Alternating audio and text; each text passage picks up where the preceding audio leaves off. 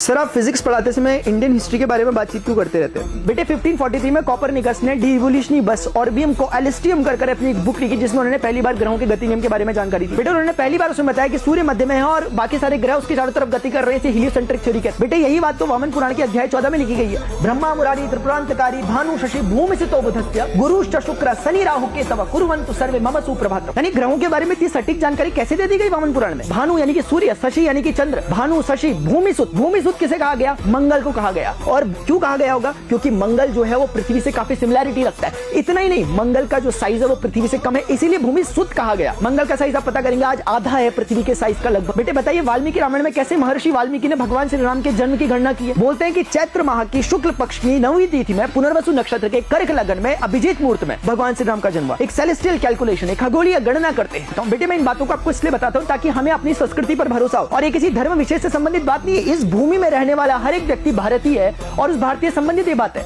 जो सनातन की परंपरा में भरोसा रखता है, सनातन यानी क्या? शाश्वतता। जो रिथ में यानी कि प्रकृति के बनाए हुए नियमों में भरोसा रखता है वो सनातनी है, चाहे वो किसी भी धर्म संप्रदाय या किसी भी मत को मानने वाला व्यक्ति क्यों ना हो। बेटे वैसे ही भगवान श्री कृष्ण कहते हैं, आकाशम पतितम तोयम यथा गच्छति सागरम सर्वदेव नमस्कारम केशवम प्रति गच्छति। जिस प्रकार से आकाश से गिरने वाली बूंद अंत में समुद्र में गिरती है, इसी प्रकार से किसी भी देव को किया गया नमस्कार अंत में मुझ तक ही पहुंचता है।